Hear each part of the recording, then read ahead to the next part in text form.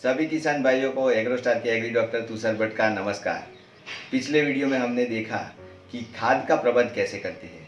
तो इस वीडियो में हम देखेंगे कि कपास के अंकुरण के बाद यानी कपास की बिजाई के 4 से 5 दिन के बाद कौन से कीट और रोग आते हैं और उसका नियंत्रण कैसे करें।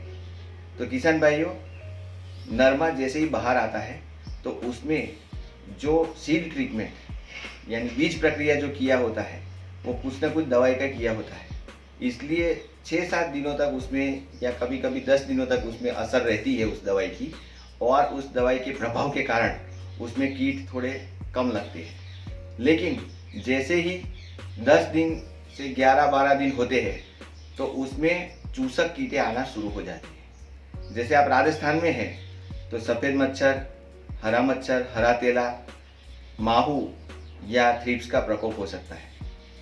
तो अगर आप गुजरात में या मध्य प्रदेश में हैं तो आपके नरमे में ज़्यादातर हरा तेला और थ्रिप्स और माहू का प्रकोप हो सकता है। किसान भाइयों, उसके साथ ही अगर आपकी ज़मीन रेतीली है तो रेतीली मिट्टी में कपास का जर्मिनेशन के बाद तुरंत बाद गर्मी के कारण कपास का जो तना होता है उस तने में विल्ट या उगता रोग आने की संभावना होती है, जिसको कॉलर रॉट भी बोलते हैं।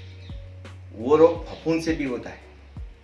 और अगर आपकी ज़मीन भारी मिट्टी है तो उसमें रूट रॉट, उसको भी आप उगते के नाम से ही जानते हो, लेकिन वो रूट रॉट की फफूंद आती है। किसान भाइयों, ये समस्या बहुत ही जटिल है, जिसमें चूसक कीट, 3-4 तरह के चूसक कीट और 2-3 तरह की फफूंद आती है। फिर भी एक समाधान है जिसमें थायोमिथोक्साम 75% नाम की जो दवाई आती है।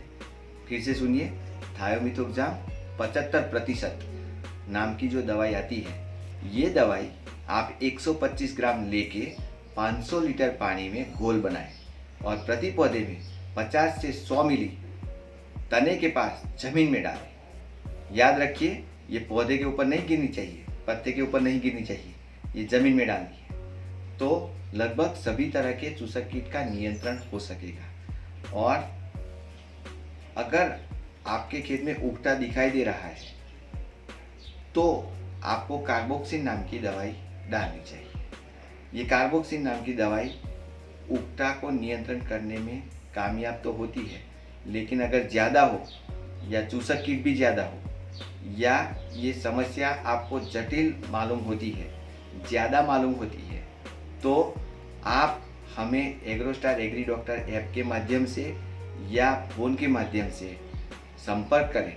हम आपकी समस्या का ज़रूर से समाधान करेंगे और आपकी ज़मीन के आधार पर, चूसक कीट के आधार पर और फफूंद के आधार पर आपको नियंत्रण के लिए सुझाव देंगे।